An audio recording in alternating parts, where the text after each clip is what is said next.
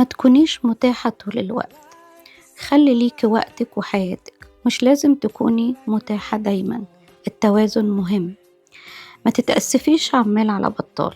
الاعتذار له قيمة، فخليه في وقته الصح. اتأسفي بس لما تغلطي في حق حد. بدري بالاتصال مرة، وصالحي مرة، مش كل مرة. العلاقة مشاركة مش طرف واحد، بس لازم يبقى في تبادل في الاهتمام والمبادرة.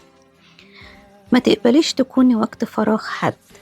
خليكي مع اللي يديكي قيمة، مش بس لما يفضل. ما تبنيش حياتك حسب جدول حد تاني.